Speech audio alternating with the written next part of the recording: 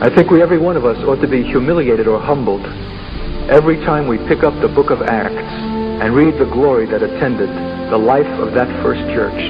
By contrast, the most successful kind of Christianity that we know, the most charismatic, the most to be lauded and applauded, is utterly anemic and does not bear comparison. How is it that these rude men, fishermen and louts who had no advantage of the kind that we have enjoyed, were able to turn cities upside down and shake the earth? Why is it we have not had a corresponding effect in our own generation? The answer, in my opinion, is that in missing the cross, we have missed the power of the resurrection. We have sidestepped the cross as a subject, let alone as experience, because we have no tolerance or sympathy for suffering. The denial of self in any form is suffering, and we have not been encouraged to that.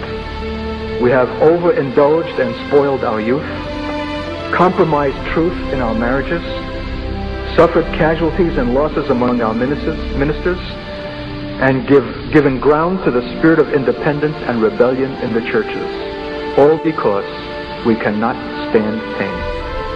We parents who indulge our kids rather than chasten them, are we being loving or self-indulgent? We pastors who condescend to placate men rather than speak the truth to them in love, why are we so sparing? We saints who see the defects and the things that need to be corrected in each other, why are we silent? Where are the Pauls of our generation who will confront the Peters, who have compromised the gospel by being one thing with one group and another thing with another? Paul said he would not entertain that situation to go on beyond the moment for the purity of the gospel's sake. I call that love. But you know that kind of love as an act is painful and it's humiliating. It's easy to be misunderstood, for which reason we prefer to keep quiet, for which reason the world is running amok with us, and for which reason we move into increasing carnality, not being corrected by one another. The avoidance of pain is a costly avoidance, and the symbol of the cross at the heart of the faith is an invitation to share in his sufferings. In a word, our Christianity is degenerating into a middle-class culture, a sanctifying cover-up for the status quo, a vacuous praise club, an equating of gain as godliness, a comfortable religiosity that leaves our real interest unchallenged and undisturbed in the avoidance of the cross of Christ Jesus. Somehow, am I naive to think that we ought to look different, speak differently, act differently, that there ought to be such a savor and fragrance about us of Christ, that it's a savor of death unto death to some and life unto life to others?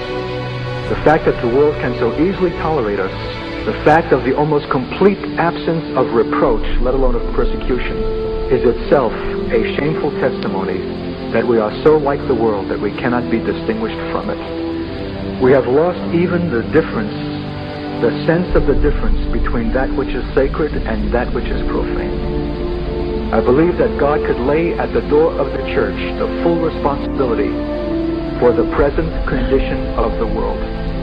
And the things over which we cluck our tongues and point our fingers and look disdainfully down our noses about are the things which can be attributed to us, for we have not established in the earth a standard and an alternative to which a dying world might have turned. They simply did not know that there is such a thing as that which is holy and that which is sacred. For we ourselves are wallowing in the things that are earthly, common, unclean, and profane.